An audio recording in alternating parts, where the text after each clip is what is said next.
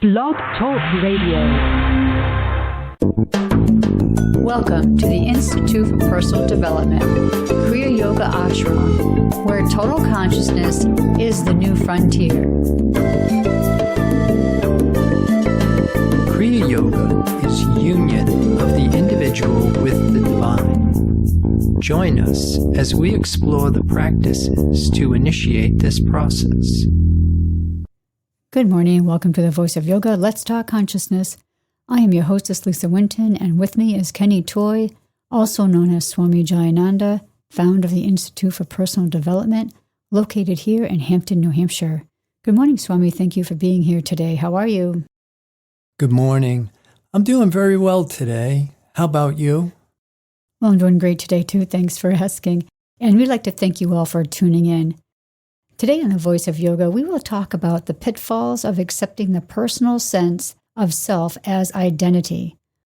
Listen as we discuss the benefits of living, moving, and accepting the divine self as the only reality.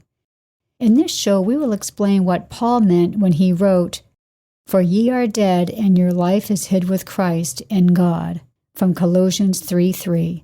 Welcome to The Voice of Yoga. We are talking consciousness. Join the Kriya Yoga Spiritual Advance to get the light in your soul and declare yourself to be immortal. Swami, the title of today's show is The Poverty of Personal Sense. I like this title because it makes it sound like we're missing something really important to our sense of self. Oh yeah, life is perfect has become my mantra because it's the truth. The whole truth and nothing but the truth. But is it senseless optimism or is it a demonstrable principle? I've never been one for senseless optimism, but the invisible, intangible omnipresence of the divine creation is a law. The divine creation is functioning everywhere, always. But we must be conscious of it to activate it in experience. So we start with belief. Not belief without proof, but trust without reservation. That right where the good and evil world seems to be, the perfection of being exists. Life is perfect. You are the divine self, the perfection of being.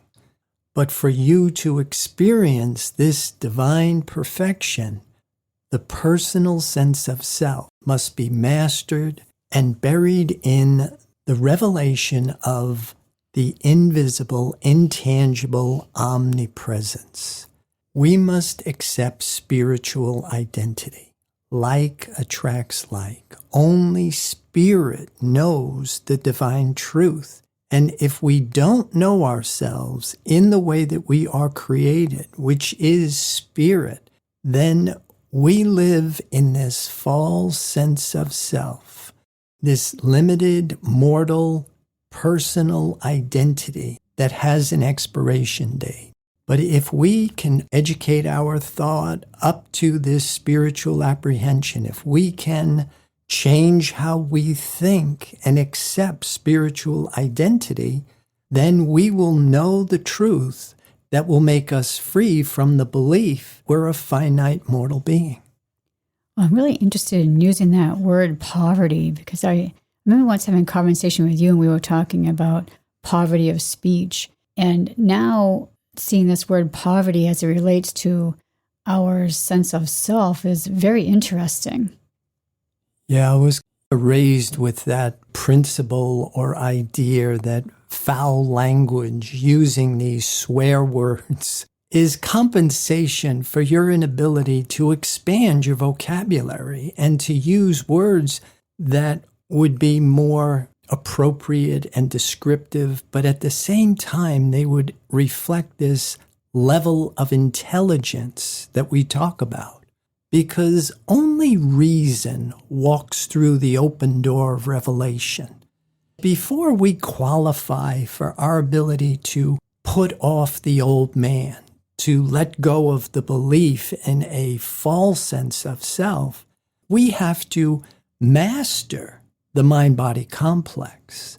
faithful and orderly with the objects of sense, and also having this more intellectual approach to your life, developing your psychological organs so that you are able to make conscious choices, so that you are able to use your mental functions in decision making. So you use perception, reason, memory, intuition. That expands your ability to make decisions because you're analyzing things coming through the corporeal senses. You're using the testimony of the senses to let you know how you're thinking. But if you are reactive, emotional, and controlled by external circumstances and situations, you're not ready for revelation. So this idea of poverty, you are lacking in a function as far as a mental capacity to be able to do something that would be a requirement for spiritual apprehension. I have another thought too. You had used the phrase trust without reservation. And the more I think about what you said, I think we can learn a lot from that. What does that look like when that's happening, when we trust without reservation? Yeah, I mean, we start with a belief in the divine creation. I'm always saying life is perfect. It can't be anything less. But if we're only working with the testimony of our corporeal senses, then of course you're not really getting what I call confirmation on your belief, because what is appearing in your corporeal senses may not have the quality of perfection in it. You may be looking at lack, limitation, sickness, suffering, disease, and somebody is telling you life is perfect. It doesn't sit very well with you. And of course, you would be resistant to that. But if we start at the level of belief, if you believe God is an infinite, eternal, perfect, changeless being, then you have a principle, you have a rule, you have a law, but you have to be a faithful witness to it. So even though the testimony of the material senses is not supporting that statement, you have to learn how to think differently. And that's what we're learning here. We learn to stop thinking with the material senses. We stop using that as my sole indicator to validate this divine principle. We also learn how to think spiritually, to think with your 7 spiritual senses, which is now capable of bringing forth the divine image. Once you understand that the mind we're using to get us through this life can't bring forth the divine image, then you have a willingness to change how you're thinking. But then we even have to go further, because this entire human experience is a mental image. It is nothing more than a mortal thought about an immortal, perfect existence. So what we're calling life today isn't life at all. That's why that quote in the beginning, in the opening, where Paul said, "Ye are dead, and your life is hid with Christ in God." Those of us that are accepting the finite mortal sense of self as real are the dead. We're the walking dead, because life is eternal, perfect, whole, complete. This mental material concept isn't life at all. We have a verse here from Galatians 6:8, and I'll read it.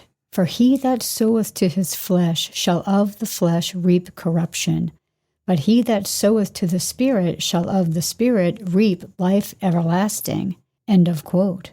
I like that verse because it's reminding us and instructing us that if we're going to sow to the flesh, we can expect this to happen. If we sow to the Spirit, we can expect something else to happen. Right.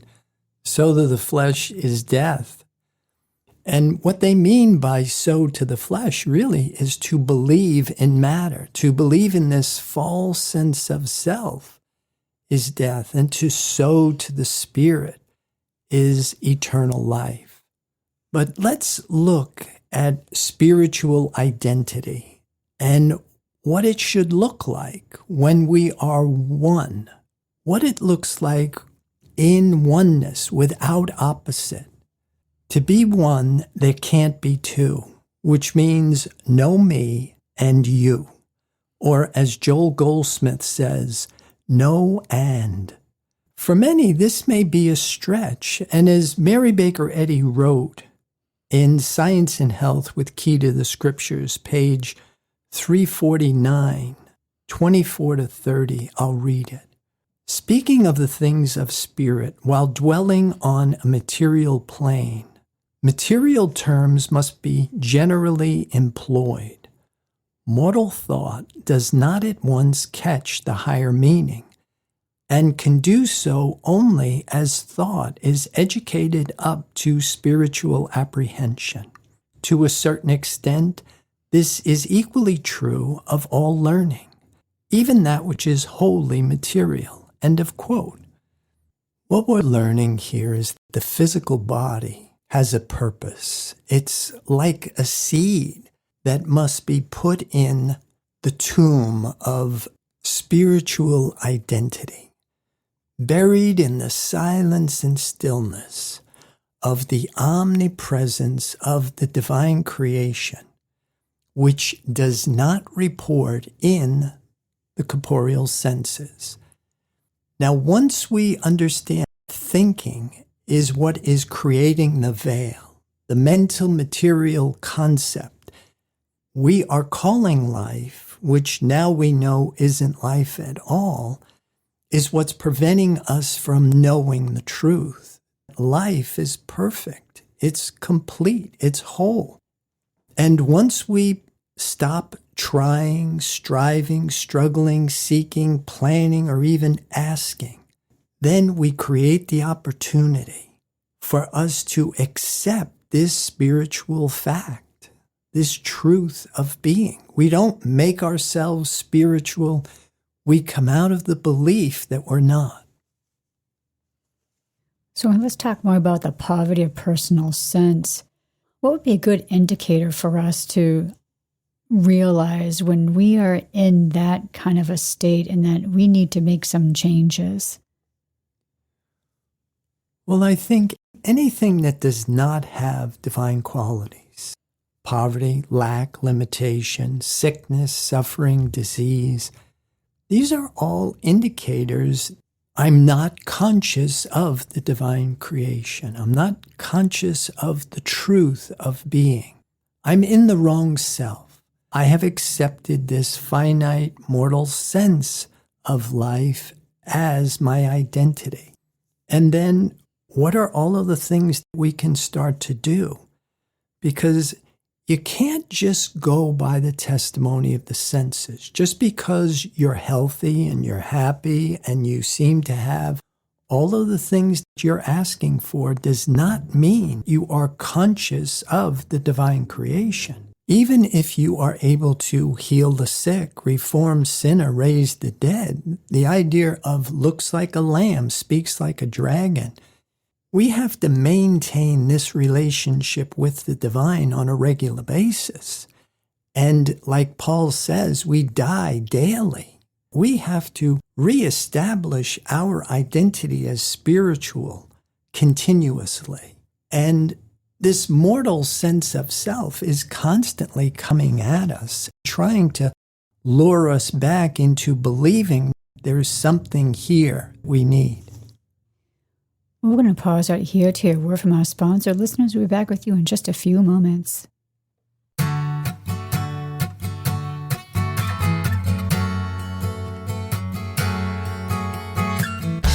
Institute for Personal Development Incorporated is a Kriya Yoga ashram offering yoga classes in all 8 stages of Kriya Yoga, including classes, personal training, teacher training, residential program, online live classes, and online products for self-discovery and transformation. Discover, learn, and practice one of the oldest and purest forms of yoga, Kriya Yoga, by uniting ancient religion with modern science. Visit www.ipdtransform.com. Namaste.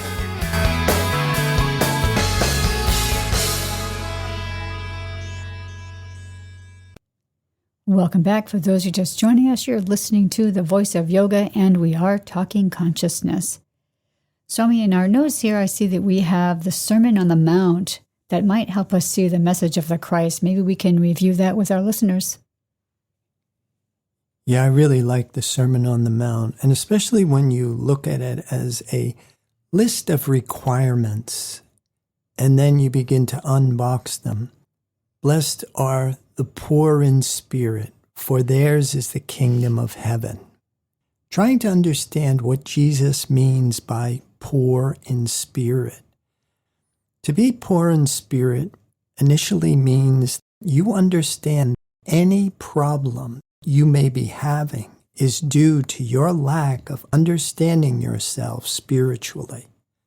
And also the other interpretation of poor in spirit is the idea of those that love God. Those are poor in spirit in that you can't get enough of this divine omnipresence. You are addicted to God. You are addicted to the invisible, intangible omnipresence. It is your drug of choice. It is what you long for. That's what's meant by to love God.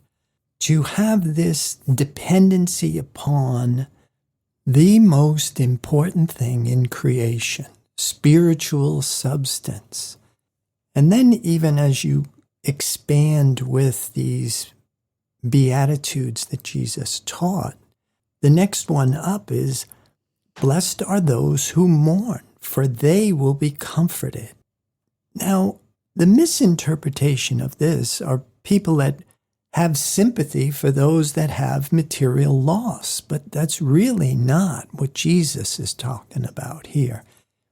He's talking about for those that have put off the false sense of self, that have come out of the belief in matter, in mortality, those that have this willingness to accept spiritual identity, immortality. The next beatitude is, blessed are the meek, for they will inherit the earth. Now, I'm sure that's going to mean a lot more than what we used to think it meant. Yeah, to be meek is meeting the spiritual request of humility. The humility that comes with the realization there is only one life, one being, perfect, divine, whole, complete being. That's what comforts us. To rest in the knowledge, again, life is perfect. Never needs anything added to it or taken away from it.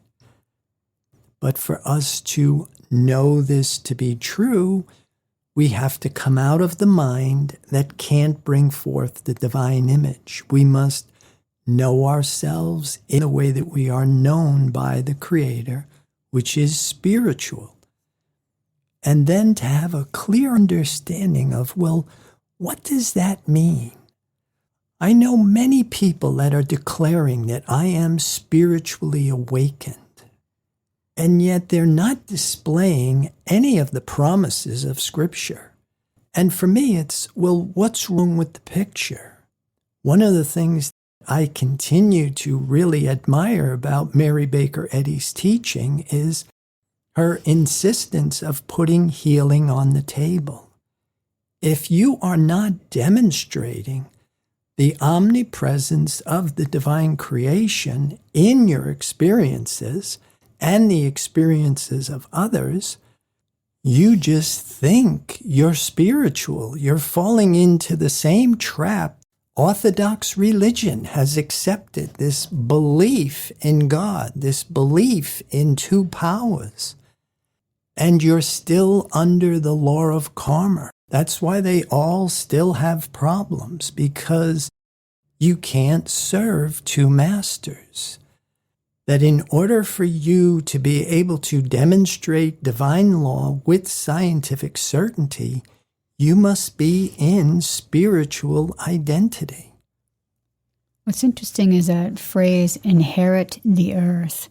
So my question is, to inherit the earth, that means that we have overcome our need for the material sense.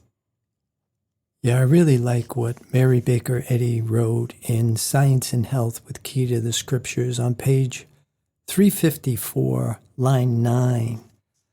And I'll read it. The words of divine science find their immortality in deeds, for their principle heals the sick and spiritualizes humanity. End of quote. The idea here of inheriting the earth, to the best of my understanding, really is talking about the dominion that comes with this meekness in the realization of one perfect divine life, the only life I am, looking at itself, as itself, of itself, to itself, this oneness. And to be conscious of that, to accept and live in the knowledge of this divine self, then takes care of what seems to be this mental material concept about life. And if you're not proving that, if you're not demonstrating divine law, then somewhere between how you're thinking and what you're experiencing, there's an interference pattern. And I want to say probably 9 times out of 10, or maybe 10 out of 10, is because there is a me. We have not come out of this personal sense of self, which then short circuits the divine idea. You're trying to figure out how the unreal became real. And in that confusion, we continue to think with the mind that can't bring forth the divine image, and it becomes very frustrating because it will never happen. It doesn't work that way. The next beatitude sounds like instruction to me, but we'll get your take on it. Blessed are those who hunger and thirst for righteousness, for they will be filled. Yeah, again, this idea of wanting to be one with the divine, wanting to know the truth, that there is this certain sense of desire to know the truth that graduates into an ambition and then eventually becomes enthusiasm. The origins of that word enthusiasm means with theos, in oneness. When we are in tandem with the omnipotence of the divine creative principle, then we rest in that knowledge, in knowing the peace that passes understanding, because life is perfect. It can't be anything less. Now, the next beatitude is, blessed are the merciful, for they will be shown mercy.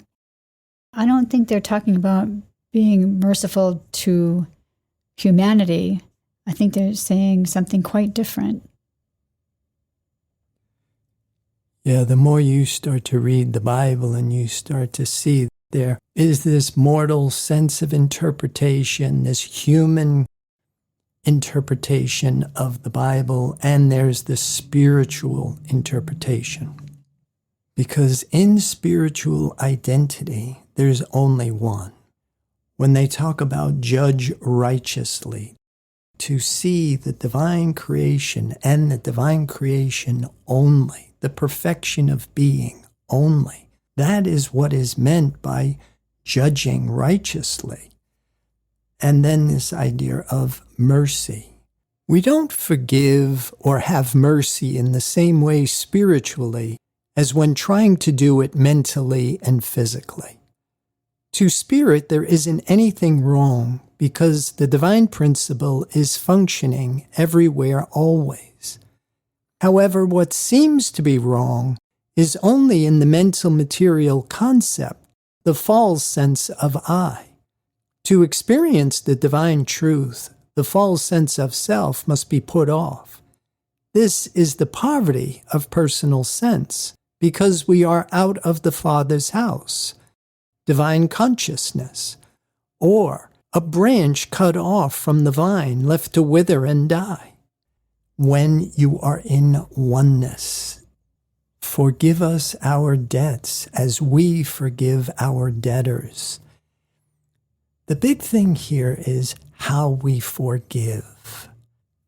If we are being judgmental objectively, there is something outside of yourself that warrants your opinion of it, that would not qualify in this model, because there cannot be anything that is not of divine quality in the divine creation. Everything is perfect, whole, complete. That's a whole different interpretation of forgiveness. It's like the 9th commandment, thou shalt not bear false witness against thy neighbor. And to say, I saw you steal the purse, is false witness, because to see people in their truth, to see people spiritually, is to see only the divine truth, the perfection of being.